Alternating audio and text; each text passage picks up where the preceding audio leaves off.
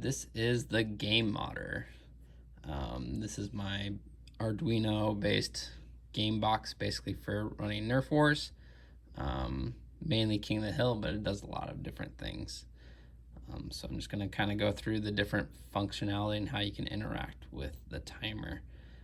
So of course we have LEDs for indicating teams that are in control. You have a blue team button, you have a red team button. There is an LCD screen that gives some information.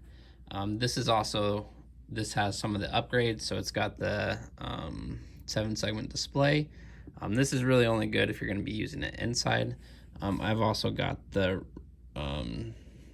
transceiver so that I can activate this remotely.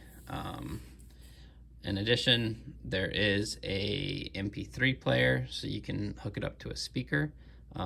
This is just a little speaker. Normally when I'm playing with it outside, I hook it up to a megaphone speaker. And that's kind of the general overview. There are a couple ways that the timer works. The timer has the ability to both count down and to count up, depending on how you set it up. So in this instance, if I start the game, red team, hill control.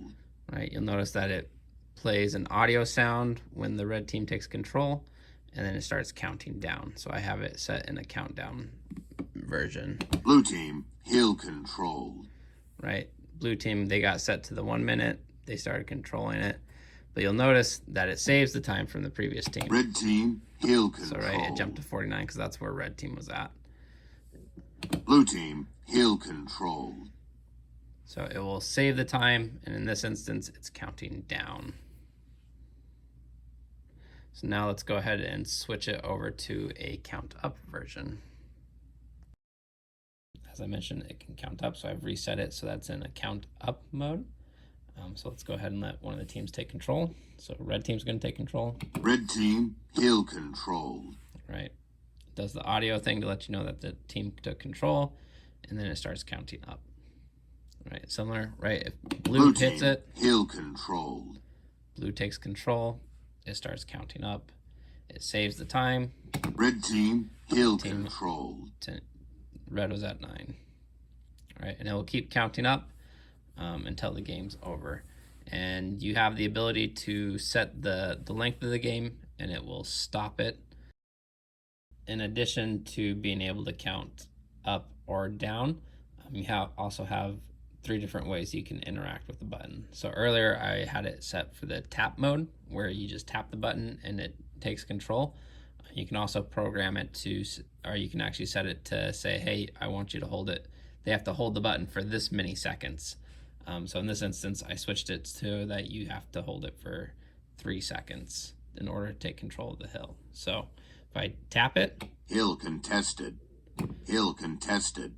I didn't hold it long enough, so I didn't take control. Hill contested. So if I hold it for 3 seconds. Red team, hill control. Right, blue team, they can come and contest it. Hill contested. Red team, hill control. But if they don't hold it long enough, then they don't take control. Hill contested. Blue team, hill control. So that's one of the ways that you can interact with the button, is you can set the amount of time that someone has to hold it before it switches. You can also set it so that they have to do a continuous hold. So if I touch red, red team, hill control. As long as I'm holding, it counts up, or it could count down depending on what you set it to. But as soon as I let go, hill contested. I lose it. Red team, hill control. Hill contested. Blue team, hill control. Hill contested.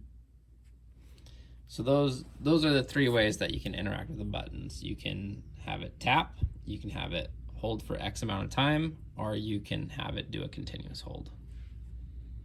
In addition to being able to count up or count down, you can change it where one team is trying to run down the clock and the other team is just trying to pause it.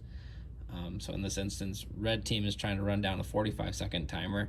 Blue blue team is just trying to prevent them from getting to that time. So if I hit red, Red team, hill control. it starts counting down from 45 seconds. As soon as blue team hits their Blue team, hill control. it freezes it, and so red is still has to come and take back control. Red team, hill control. So it keeps counting down. Blue team, hill control. Right, blue team is just trying to delay the red team in this instance. So that's another way that you can use the timer.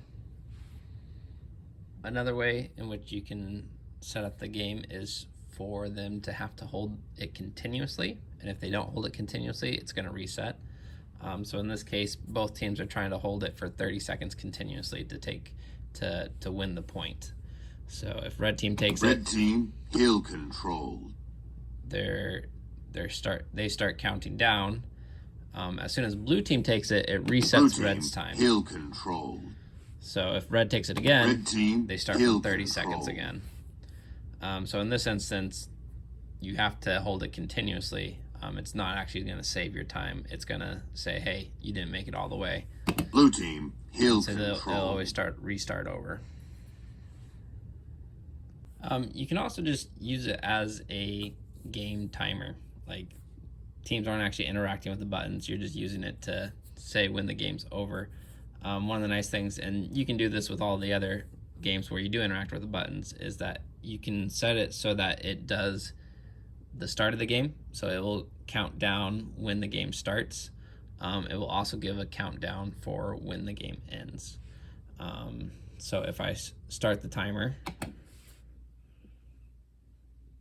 round begins in 5, 4, 3, 2, 1. right, it gave you the it flashed the lights to let you know that it was starting. It also gave you that audio countdown to start the game. 60 seconds remaining. Right, and now it's going to give you a countdown to let you know when the game ends. So it does a 60-second countdown, a 30-second countdown, and then it counts down from 10. So it goes 60, 30, and then it goes 10, 9, 8, 7, 6, 5, 4, 3, 2, 1. So it doesn't use the 7-segment display here, right? It's just on the LCD screen, it's counting down. That's because 30 seconds remaining. players aren't actually really looking at the timer this time. You're just using it to keep track of when the game is over. Yeah, so like I said, I mean, I have it on this speaker. The speaker is really not loud enough for when we're outside, so I do hook it up to a megaphone when I'm 10, outside. 9, 8, 7, 6, 5, 4, 3, 2, 1.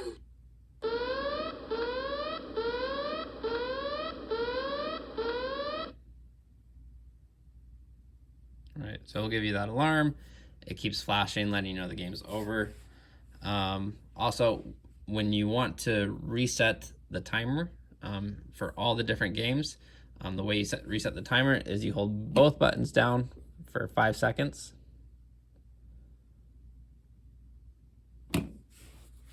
And it will reset the timer to whatever you had selected previously. And like I said, you can use those audio starts and countdowns for any of the other games too. It's not just for the basic timer.